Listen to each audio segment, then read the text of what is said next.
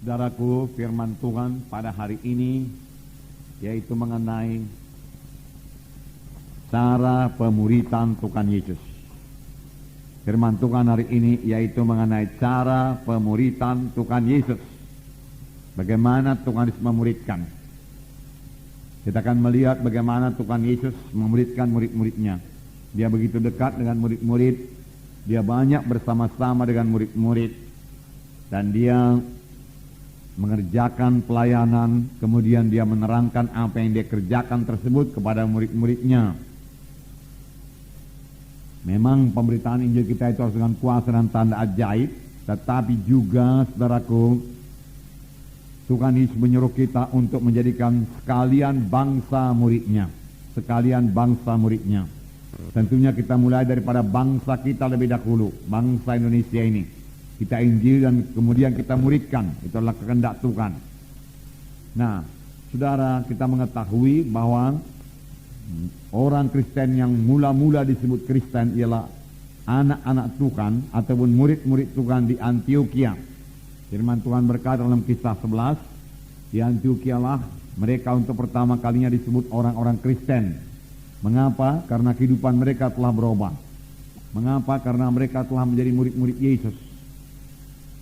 Karena Paulus telah mengajari mereka, saudaraku, hidup mereka berubah, Roh Kudus juga mengubahkan mereka, dan orang-orang melihat bahwasanya mereka hidup sama seperti Yesus hidup, lalu orang berkata itulah dia Kristus kecil. Lalu nama Kristus itu menjadi Kristen. Jadi, saudaraku, jadikanlah sekalian bangsa muridku, firman Tuhan berkata. Cara Tuhan memuridkan, saudaraku, murid-muridnya, bukan dengan cara mengajar saja. Bukan dengan cara sebagai seorang guru dalam satu kelas mengajar murid-muridnya, tidak, saudaraku. Lain sekali. Kita melihat, saudaraku, bahwasanya Tuhan Yesus bersama-sama dengan murid-muridnya. Mereka intim, murid-muridnya intim dengan dia. Mereka melayani bersama-sama. Yesus mengerjakan mujizat, saudaraku. Yesus memberitakan Injil. Yesus mengajar dengan perumpamaan. Tetapi kemudian ketika dia bersama-sama dengan murid-murid dan murid-murid bertanya tentang perumpamaan yang diajarkan Tuhan Yesus, tentang pekerjaan pelayan yang dilakukan oleh Tuhan Yesus, Tuhan Yesus menerangkannya kepada murid-muridnya. Kisah 1 ayat 1 berkata, Lukas menuliskan segala sesuatu yang dikerjakan Yesus dan diajarkan oleh Tuhan Yesus. Segala sesuatu yang dikerjakan oleh Tuhan Yesus dan diajarkan oleh Tuhan Yesus. Itulah isinya, saudaraku, Kisah Rasul.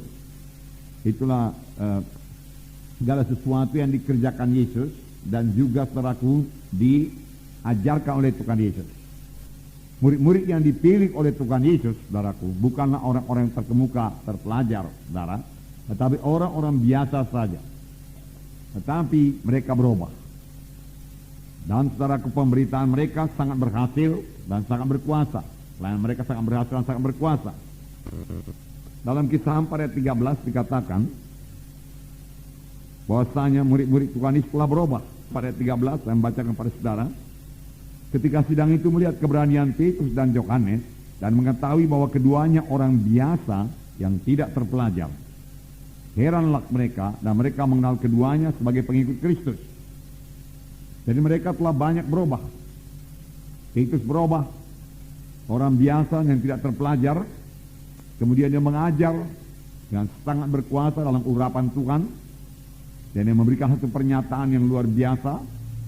Keselamatan tidak ada di dalam seorang pun, karena di bawah kolong langit ini tidak ada nama lain yang dikaruniakan kepada manusia yang dalamnya manusia itu boleh selamat. Dan ketika sidang itu melihat keberanian Petrus dan Yohanes dan mengetahui bahwa keduanya orang biasa yang tidak terpelajar, heranlah mereka itu. Dan mereka mengetahui bahwasanya Petrus dan Yohanes adalah murid-murid Yesus, pengikut Yesus, saudara. Jadi berubah. Saudara, biar kita berhasil dalam memuridkan. Murid-murid juga pada mulanya banyak sekali kekurangan. Murid-murid lupa kepada firman Tuhan. Murid-murid lupa kepada mujizat Tuhan, saudara. Tetapi akhirnya murid-murid berubah juga. Tentunya perubahan yang ajaib sekali terjadi sudah murid-murid ini, saudaraku, diajari oleh Tuhan Yesus dan kemudian dipenuhkan dengan Roh Kudus. Nah, Dalam Markus pasal 8, mari kita baca lebih dahulu ayat 1-10. Mari kita baca bersama-sama. Markus pasal 8 ayat 1-10. Sama-sama.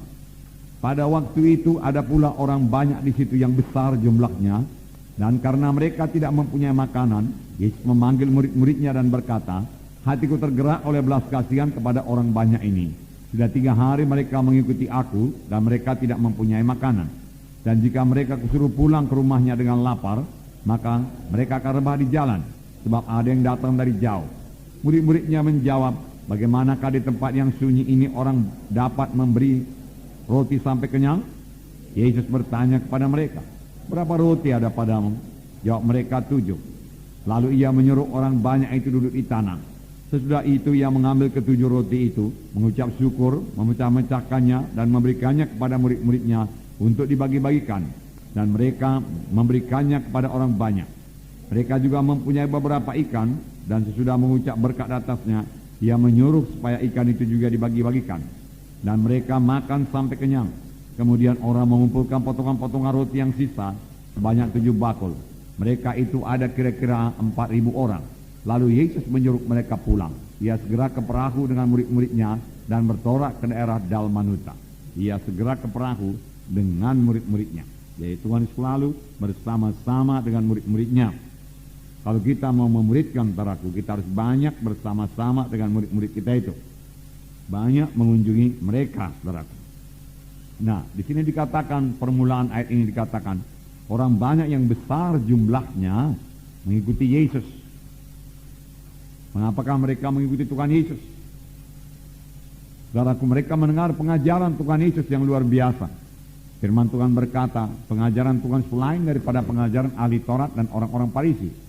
Mengapa? Karena Tuhan Yesus mengajar seperti orang yang berkuasa. Karena Tuhan Yesus mengajar dengan kuasa. Dari manakah datangnya kuasa Tuhan Yesus? Lukas 4 berkata, roh Tuhan ada padaku, ia mengurapi aku untuk memberitakan kabar baik kepada orang miskin, pembebasan pada orang tertawan, kelepasan pada orang terikat. Ya. Dan memberitakan tahu rahmat Tuhan telah datang. Jadi dengan apakah Tuhan melayani, saudaraku? Dengan urapan Roh Kudus. Roh Kudus yang sama mengurapi kita sekarang. Amin, saudara. Jadi kita bisa melayani dengan urapan Roh Kudus. Saudaraku, mohonlah urapan Roh Kudus dalam pelayanan saudara. Dengan urapan Roh Kudus, saudaraku, firman Tuhan menjadi berkuasa. Karena firman Tuhan berkata, huruf itu mematikan, tapi roh itu yang menghidupkan. Tanpa urapan Roh Kudus, firman Tuhan yang kita bawa beritakan mati saja. Sesuatu yang mati tidak akan bawa kehidupan. Tetapi firman Tuhan yang hidup dan berkuasa karena urapan Roh Kudus, saudaraku, akan membawa jiwa-jiwa kepada keselamatan. Jadi pemberitaan kita, saudaraku, harus disertai dengan urapan Roh Kudus.